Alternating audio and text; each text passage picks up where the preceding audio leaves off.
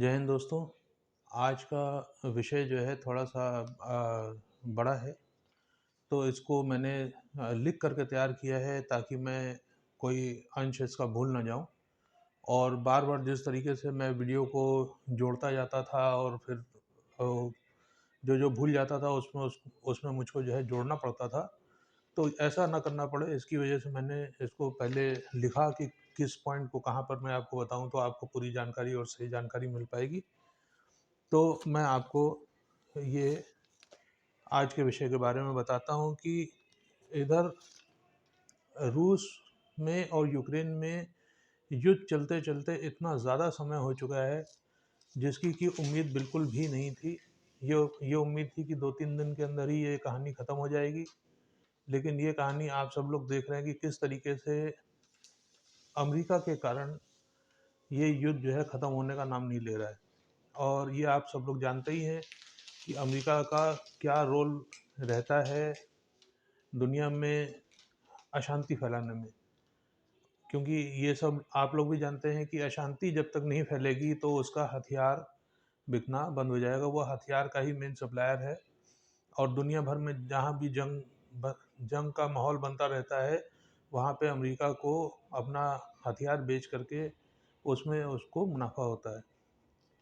तो इधर जो मीडिया लगातार पुतिन को एक विलन बनाने की कोशिश में लगा हुआ है, यूक्रेन को अ, एक हीरो बनाने में लगा हुआ है।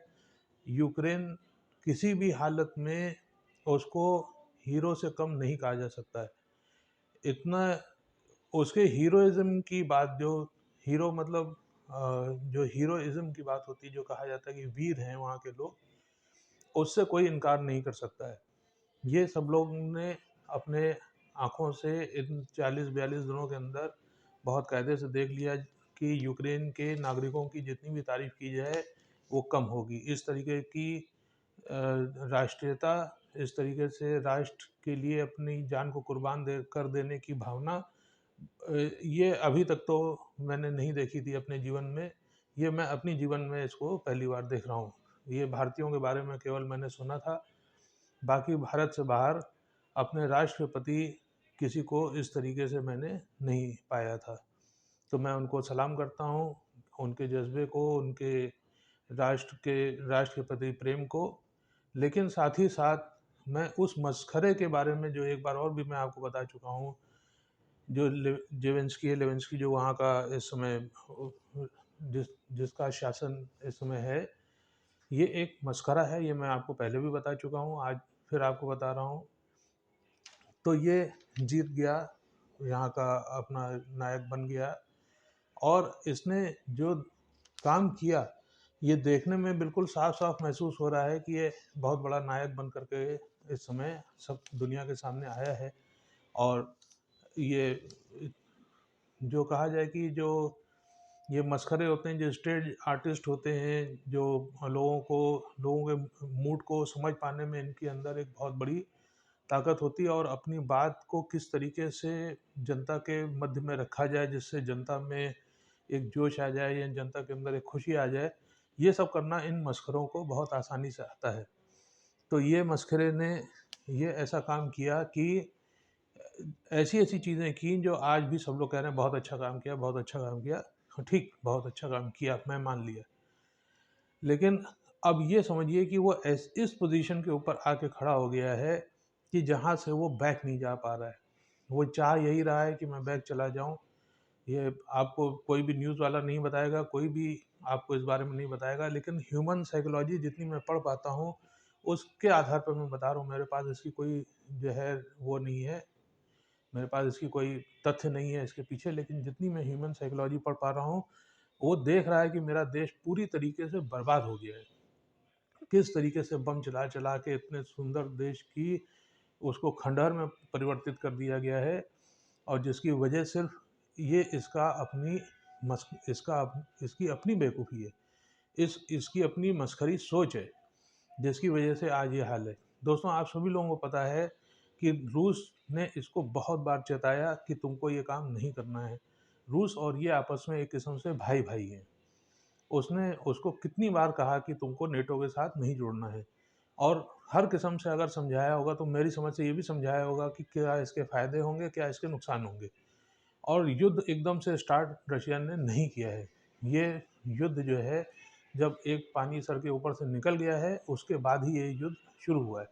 तो इसमें अगर हम लोग इसको वो बनाए, विलन बनाए पुतिन को, तो ये सरासर पुतिन के साथ, रशिया के साथ नाइंसाफ़ी होगी।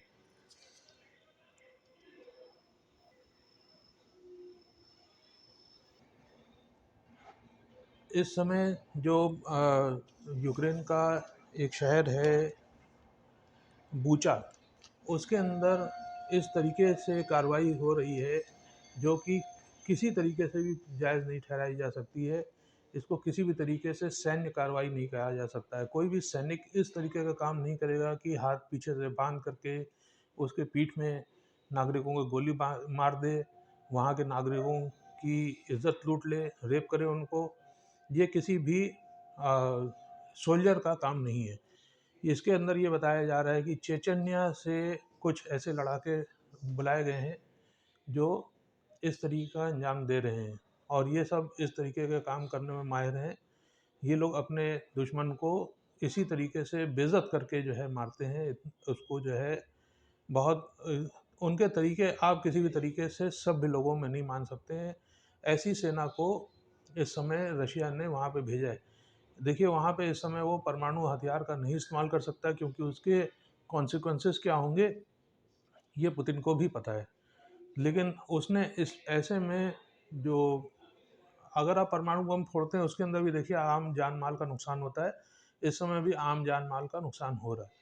तो ये कहना कि रशिया ने ये काम गलत किया है कि चेचन्या के वहाँ के भाड़े के टट्टू बुला करके उसने इन लोगों के ऊपर ऐसा अमानवीय हरकत की है उनके साथ, जो लाशों की आपको वहाँ पे गड्ढों में डालते हुए वीडियो आप लोगों को मिल रहे होंगे। तो मैं आप लोग ये पहले ये बात समझ लीजिए कि everything is fair in love and war. इस समय वॉर चल रही है, इसके अंदर पुतिन को दोषी ठहराया किसी भी सूरत में नहीं जा सकता। उसके पास इस समय वॉर जीतने के अलावा और कुछ दिमाग में नहीं चल रहा है। तो everything is fair in love and war. तो अभी हम लोग इस मुद्दे पे और आगे थोड़ा सा बढ़ते हैं। अब हम लोग आगे बढ़ते हैं कि जो यूक्रेन में नुकसान हो रहा है वो उन्होंने बोया था, मतलब ये उनको उन्होंने ही क्रिएट किया हुआ है।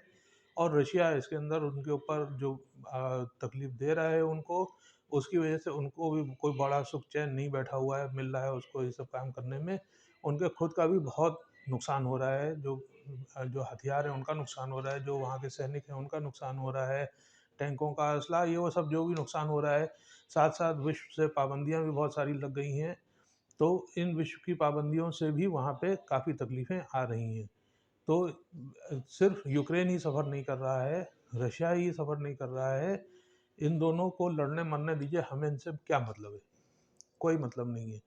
लेकिन इस लड़ाई की वजह से पेरू जो है वो उसमें तकलीफ हो रही है। आप समझिए कितना सात समुंदर पार की चीज़ है कि पेरू में इसकी वजह से, इस लड़ाई की वजह से पेरू में जो है बहुत बड़ी तकलीफ का सामना हो रहा है। वहाँ पे कई चीज़ें हैं नहीं।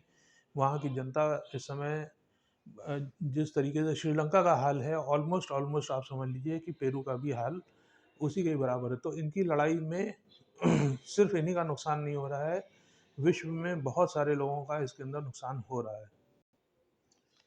ये विश्व भर में इतनी सारी परेशानी पैदा करने वाला कौन है, ये भी आप लोगों को भी समझने की ज़रूरत है कि इस सब चीज़ों के पीछे अमेरिका का हाथ है। आपने देखा कि अपने अपने बिजनेस के लिए जो आर्म्स की सप्लाई है इसको हम बिजनेस मानेंगे क्योंकि वही उनका मेन बिजनेस है। तो आर्म्स की सप्लाई के लिए उन्होंने सद्दाम हुसैन का भी जो रूल था उसमें आप लोगों ने देखा क्या हुआ, गद्दाफ़ी के साथ क्या हुआ, और फिर यहाँ अफ़गानिस्तान में भी इन्होंने कौन सी बहुत अच्छी हरकत की, ये भी आप लोगों ने देख लिया। तो